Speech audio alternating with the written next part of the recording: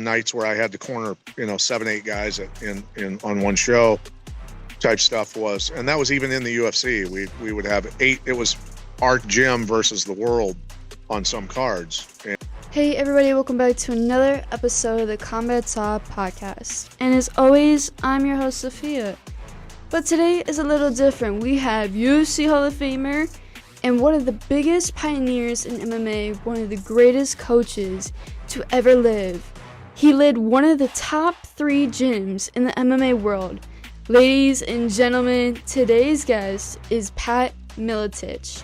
But remember, before we get into it, remember to like, subscribe, comment, and hit the notification bell so you never ever miss another episode.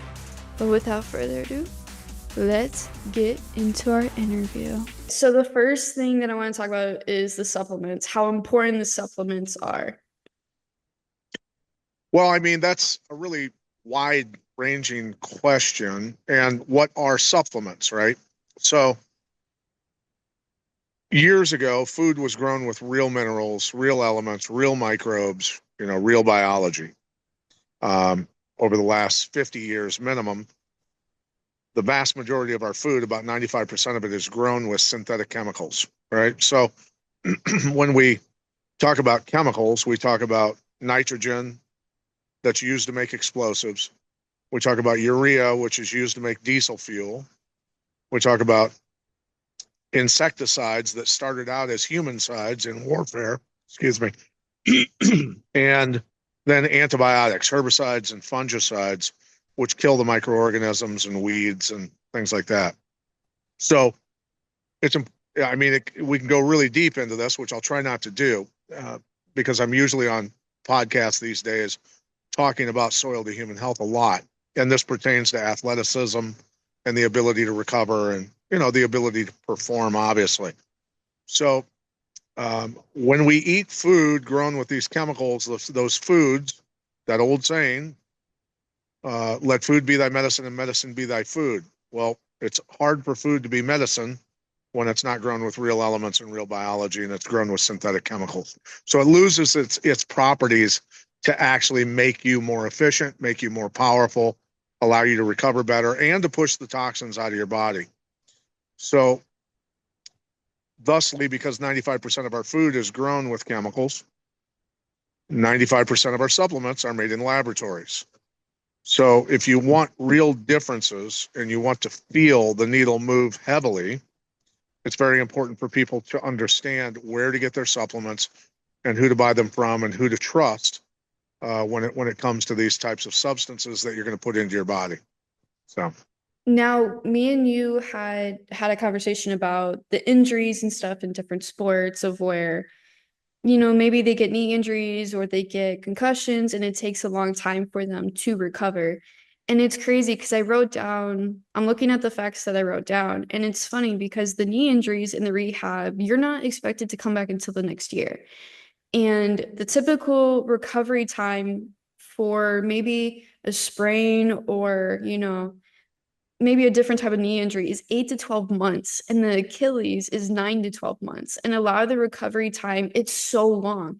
But the supplements you take to help those injuries, instead of taking maybe different steroids or different things that could ruin your body, is horrible.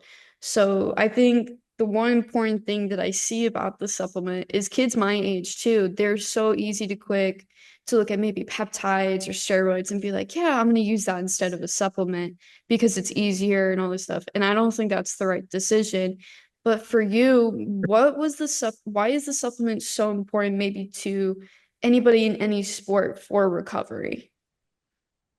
Well, we have to think about just, for me, so people understand, I was suffered from respiratory illness my entire childhood, all the way up till about the age of 20.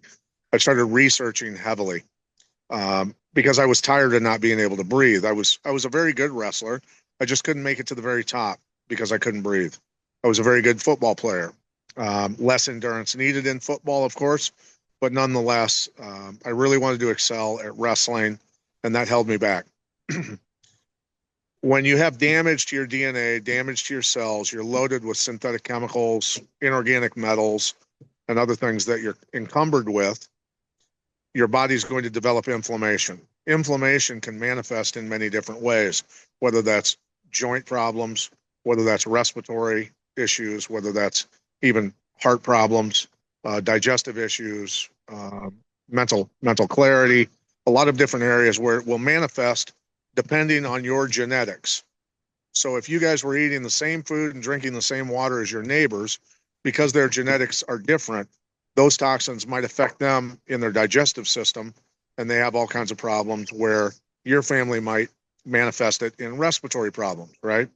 So it depends on your genetics, and that's how genetics come into play.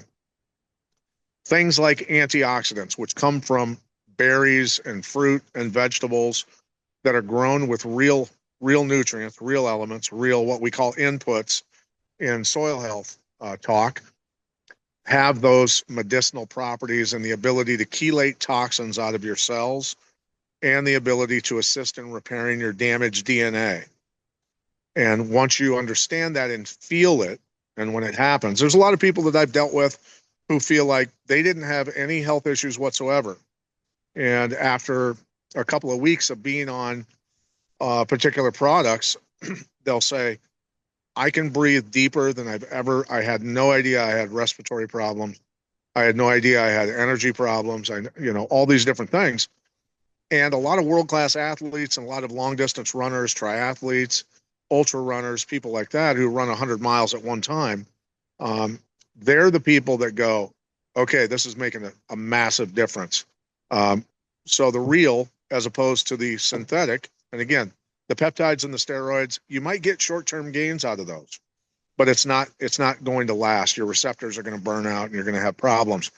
And also the modern supplement world is creating synthetics to replace the things that your body's supposed to be making if it were giving the right building blocks to begin with, right? So again, our society America in general is the most nutrient deficient and toxic society on planet Earth right now. We literally are.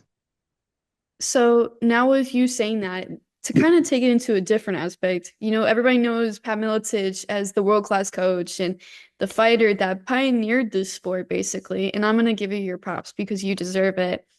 But to kind of take it into that aspect, while you were fighting, you were coaching. For you, why was that so important to coach your guys while you were fighting? Well, back in those days, as I went and traveled to learn from, world-class jiu-jitsu guys, or went to train with Muay Thai, world-class Muay Thai people. Of course, growing up in Iowa and wrestling, I had plenty of wrestling around me. The boxing gym in Davenport, Iowa had world-class boxers. So I had a lot of things near me as well. But as I started to put all of this together, I realized that I needed training partners. So I needed to figure out a way to train people, take a really good wrestler and turn him into an MMA fighter, get his striking up to speed as fast as possible. A lot of those types of things, and create a cookie cutter system to create great fighters, not only to create world champions, but so I had good training partners, right? So that was really important for me. And that's kind of one of the reasons that I was doing that. Was a selfish reason, was I needed quality athletes and well-trained athletes to train with. Otherwise, I wasn't going to sharpen my skills either. Now, when you talk about how you took wrestling and Muay Thai and you kind of formed it basically into one of what MMA is, your era basically with the Shamrocks, with Boss Rutan, that whole time era, you guys were truly trying to find your craft and how to truly mold everything together. For you, why was it so important looking back until today to mold everything together? And how did it make it feel you were different in the aspect of MMA? Well, I think ultimately the work ethic from wrestling growing up was a big part of it, 100%. But realizing through, my lack of ability to breathe, which hindered my wrestling, made it so I'm lucky in the fact that I didn't depend on my wrestling.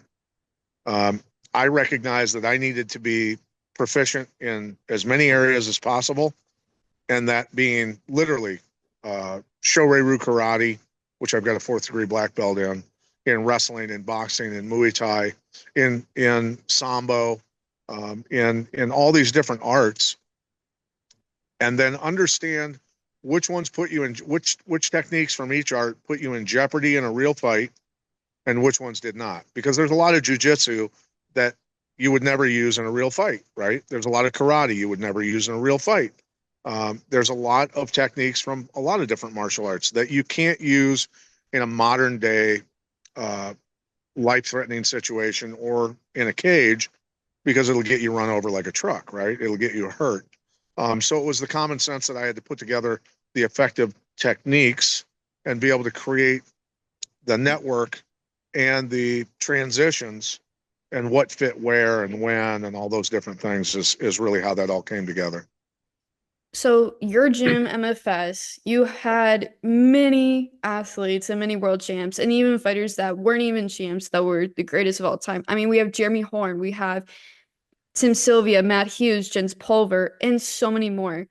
For you, when you went into your fight camp, not even to have those guys, the champs, in your corner, for you, why was that so important to have guys like Jeremy Horn or Matt Hughes or, Jens Pulver or Robbie in your corner while you fought?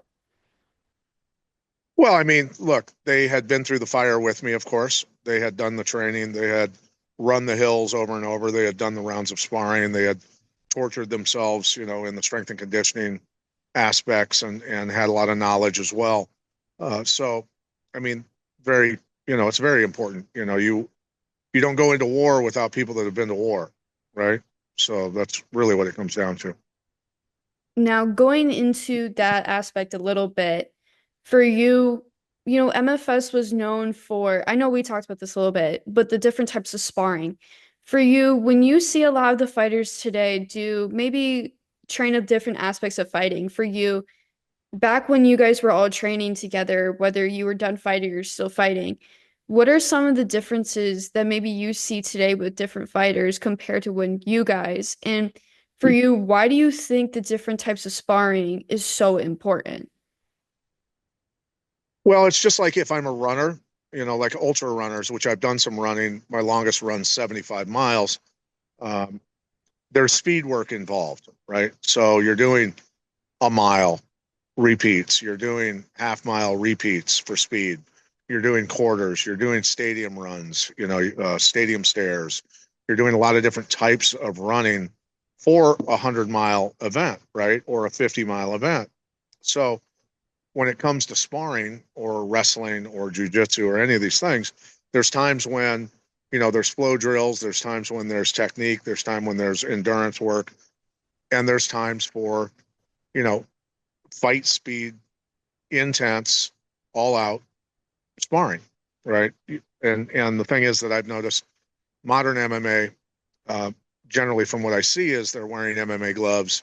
They might be wearing shin pads and things like that, but if I'm going to go all out and really hit hard, move quick, as explosively as possible, I'd like to have 16-ounce gloves on my hand so that I don't break my hand, I don't cut my opponent or my training partner who's got a fight coming up, and don't poke him in the eye with a finger, things like that. There's certain aspects of safety, and then there's certain aspects of Formula One drivers, the most elite race car drivers in the world.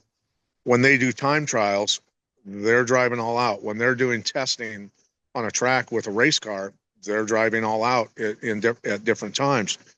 They have to push the envelope, and those guys have raced F2, F3, go-karts, all that stuff their entire life since they were 5, 6 years old.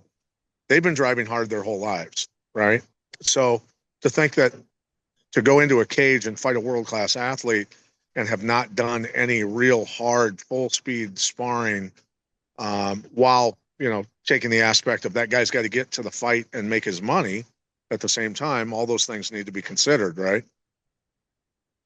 So, kind of playing into that a little bit, you're running MFS. We're going to go back years ago. When you're running MFS, you got a lot of personalities thrown together. Maybe some days they're arguing, they're talking crap to each other, you know, anything could happen.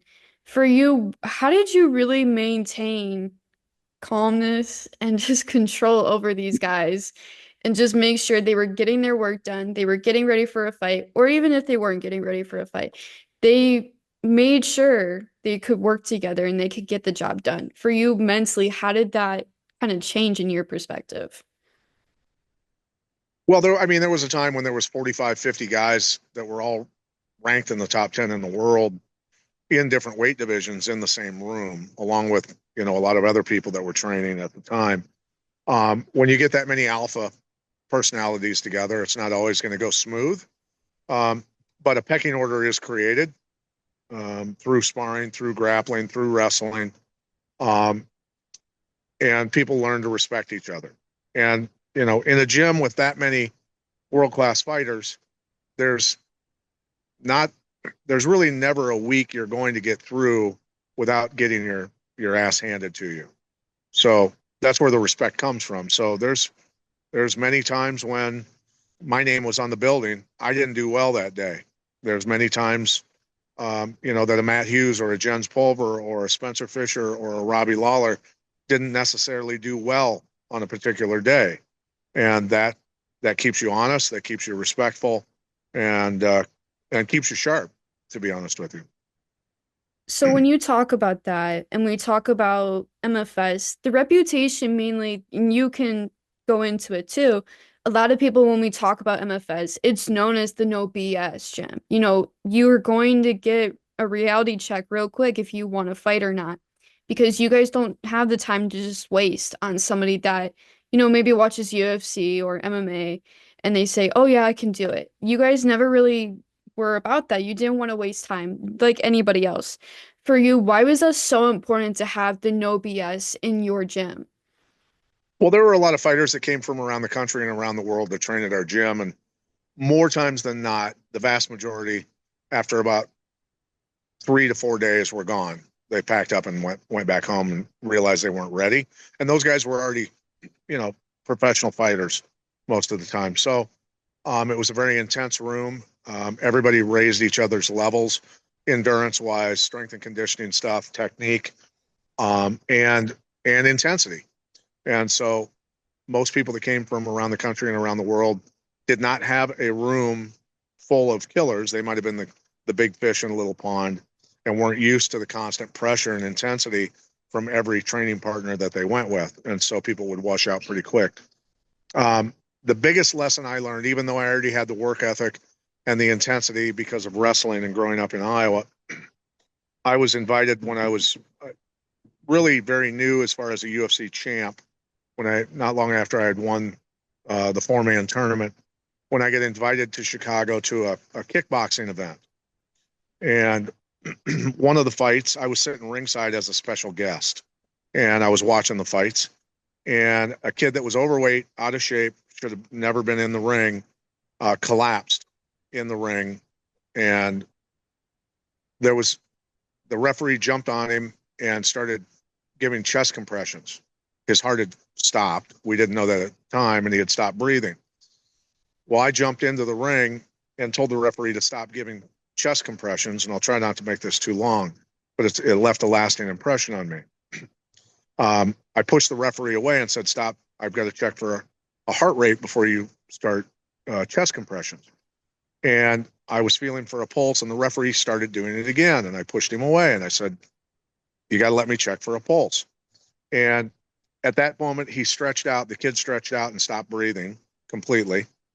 And then some volunteer firemen jumped into the ring, and we performed CPR, and the kid died. He died right there in the ring, and he turned blue in a matter of a minute. He was gone. And so for me, that feeling that I never wanted to have to call somebody's parents or someone's wife and tell them that their husband, their son, or their daughter died because I didn't train them and condition them properly. That's not something I ever wanted to experience. So the intensity had to be there, and I got rid of people by design, because if they didn't belong, they didn't belong. And so that was part of the reasoning. Now, for you, you've learned so many different types of lessons. You fought so many of the high elite guys that, a lot of fighters go back and watch your fights and be like, and they take it apart, not to critique it, but to take lessons from it and better their game and maybe implement things. For you, what was the biggest lesson from your fight career that you taught your guys in general? That the more advanced we get, the longer we do it, the more we realize that the fundamentals and having better fundamentals and better setups are always going to win fights for the most part. The Olympic gold medalist wrestlers win with what? Single legs and double legs and fundamentals, right? They just do it better than everyone else. And so that's ultimately what it comes down to. Having um, a replay of epic proportions for a knockout, that's all great. But if I'm there to get paid and to win a world title, I have to have the fundamentals, the footwork, the head movement, the proper takedowns, proper entrances, proper setups, and just better fundamentals than the other guy. And that's most of the time going to get you through. And also defensively, I stress defense in a big way because offense will get you fight of the night. Defense wins world titles. Now, kind of going back to the era, when we talk about MFS, we talk about you've had so many of your guys fight on the same card. For you, what was that like to have that and know that, okay, wow, I really produced these guys. I really did this. This is kind of like a surreal feeling for myself. For you, what was it like to prepare for so many different guys on one fight card and do that not even just once, but multiple times in a row? It could be a little chaotic at times. Did your best to not neglect anybody, and that was important as well.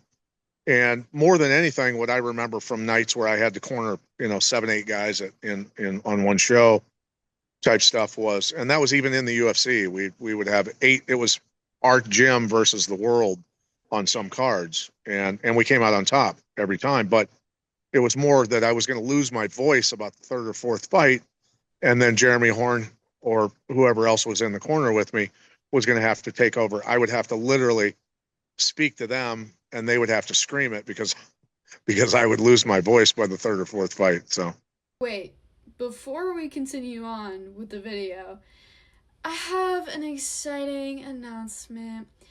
I have officially been sponsored by Hayabusa. You guys can now use my code Sophia in all caps on your next purchase and go check out my awesome storefront to see some of my personal favorites. But anyways, let's get back to the video. Now, talking about guys like Jeremy, a lot of those guys, they were really your right hand on a lot of the fights. For you, how do you think they played a big part with you in those fight camps? well, guys like Jeremy Horn, Matt Hughes, and many others, uh, did their share of coaching. They did their share of mentoring younger guys. Um, so it was definitely a team effort. Once that snowball gains momentum, once I won the UFC title, and more people started to collect and stay to survive the training and go through that gauntlet. Um, the more that snowball gained momentum, right? And as it gains momentum, you collect more athletes, more guys that stick around, and all of that. So they were very very instrumental. Jeremy was an absolute tactician and technician, one of the brightest minds in MMA ever in the history of it. And and Matt worked with a lot of guys on wrestling. A lot of people don't realize, guys like Steve Rusk, who had 4 fights, uh, ran through people 30 seconds every fight, basically. Decided that he just wanted to help coach, and probably was the scariest guy in our room ever. Any world champion that I ever produced or pay-per-view fighter that I ever produced all got beat up by Steve. So yeah. Now, kind of, you've been in the locker room a lot of times as a coach and as a fighter. And we had talked about this a little bit, and I kind of want to talk about it because I think it's really interesting from the way that you had talked about it. When you're coaching your fighters in the back, you're maybe 10, 15 minutes out from them walking out. how do you hype them up? How do you maintain, okay, maybe I got to get him hyped up, but I got to keep him so focused to the point where he's ready to go in there and do his job, but it's also try not to kill everybody in the locker room, but make sure everything goes smoothly. Most of the time in the locker room, it was very, I mean, people were telling jokes constantly and joking around with each other and keeping things light. And as a fighter would start to get closer to their walkout, you know, things would get dialed in, mentally focused. Some guys don't need a pep talk. Some guys do need a pep talk. Some guys need visualization. It just depends on the guy and the moment and what I'm feeling, off their vibration and how they're doing. Really is what that comes down to. The opponent. There's a lot of things that go into that, but by the time they hit their walkout, you know, it was game time and everything was very serious and focused. Now, kind of going into the IFL, I want to talk about that because it's a very interesting point in time. I mean, the teams that were in that league, you had the best of the best guys in the world competing against each other.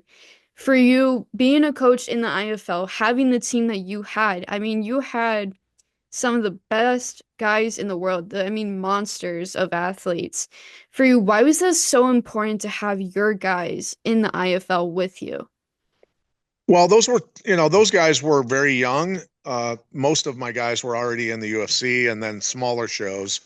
And so those were technically second and third and fourth stringers, so they were very young. And our manager at the time, Monty Cox, said, you can't put guys this young with this little experience into the IFL against the opponents they're going to be going against. And that's where I said, you let me do the coaching, you do the managing. And so I knew I could get them ready. I knew, the quality that they were and the work ethic they had. It just came down to getting them up to speed, spool them up as quickly as possible. So that's really what that was. And so the IFL was a great experience. It was a great team environment, a lot like wrestling duels, and so it was very good. It was a very good experience. Overall, the IFL could have done things a lot better. I think that that concept could work if people weren't so wasteful with money and some other things that were in place. But I think they made a great attempt. They did their best. But no, overall, those were not my A-list guys. Those were second, third, and fourth stringers that got thrown in that proved themselves, and then pretty much all of them went on to the UFC. Now, kind of moving to a different type of aspect for your career. I mean, you've gotten into commentating for a lot of different things. And one of the shows is called Caged Aggression. And I've known some fighters that have fought on there. And it's tremendous the work that those guys are doing. For you, how did you start working with companies like that? And what made you get into the commentating aspect of the fight world? I was in Chicago O'Hare Airport. I don't know what it was, 15 some years ago, whatever, even longer. And I was just flying back home from doing a law enforcement training seminar that I was doing. I can't remember where I was, but sitting in the airport, and my phone rang, and it was a Las Vegas area code, and I normally never answered the phone when it wasn't somebody that was already in my phone. I just let it go to voicemail, but something told me to answer that, and so I did. And it was David Dinkins, executive producer of Showtime Sports at the time, and asked me if I would sit in as a guest to do broadcasting for Frank Shamrock against Nick Diaz, because Frank was their normal color commentator, but he was obviously going to be fighting, so they needed somebody to sit in. So I did, and it went well enough that after the show, back in the green room, David Dinkins said to me, "You're actually pretty good at this. Would you consider signing a contract with us?" Sure. Yeah, that's a lot easier than getting hit in the face, right? So I did that, and then all of a sudden, ESPN called, and I was doing a show for ESPN as well. And then, of course, Mark Cuban's Access TV called. We sat down to dinner and negotiated a deal, and then I was voila. an independent contractor doing broadcasting for three major networks at one time. So, it was, feast or famine, so to speak, in life sometimes. And that was certainly a feast moment. For you, a lot of people that look at your career, whether it was commentating, a coach, or a fighter, for you, how did you keep the same mentality for all of it throughout everything you did? Well, I mean, look, we have to have that work ethic through life. And again, I go back to wrestling from 5 years old up. That kind of imprints that on us. So it's something that stays with you. And no matter what you do in life, you do your best at it and you work very hard. And usually you're going to come out on top if you do that. And that's really where all of that comes from. It comes from wrestling in Bettendorf, Iowa, at the age of 5, all the way, through high school and all of that into adulthood. It's Bettendorf was always a conveyor belt for Division I athletes, and that's just the mentality that I was raised with. Now, one of the last things that I want to talk about, MFS was one of the gyms that was, alongside with Team Quest and, many others in Bad Boy and, the other Brazilian teams that we can talk about.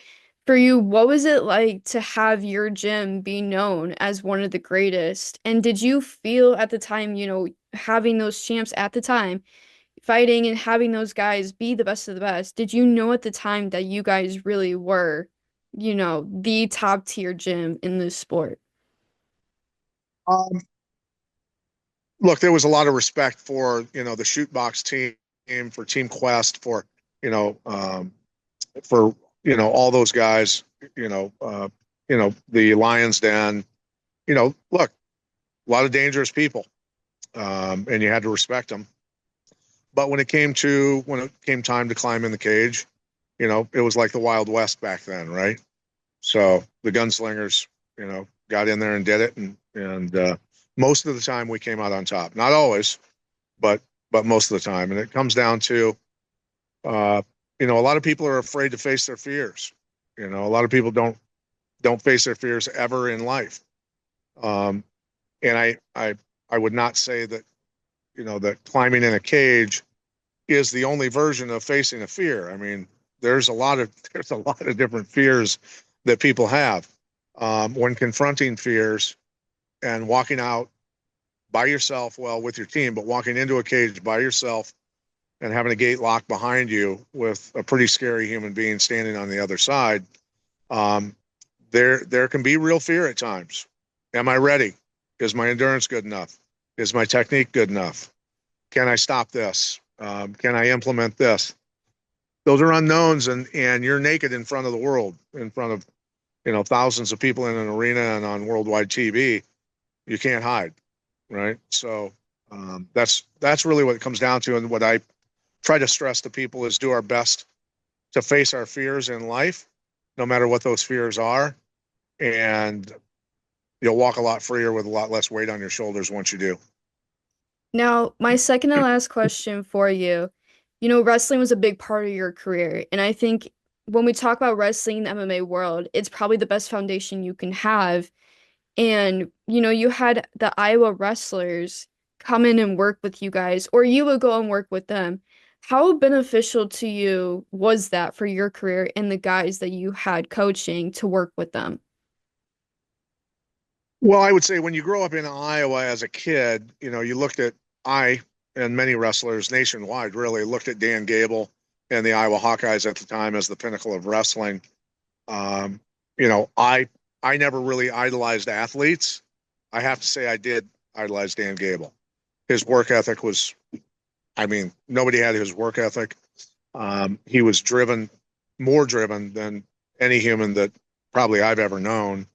Um, Very unique. So being able to go up there and being accepted just to walk in the room and walk on the mat periodically, to work out with those guys during the summer, the Hawk Club guys, things like that. That's not something many people get to do.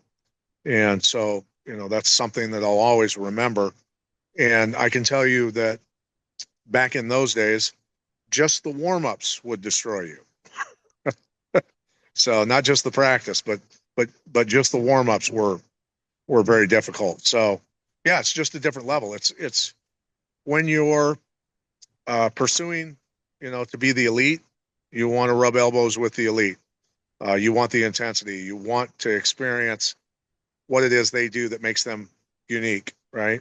And it doesn't matter whether it's wrestling. Again, I go back to Formula One racing. I go back to, the greatest golfers in the world, all these different people that do things with such precision and excellence.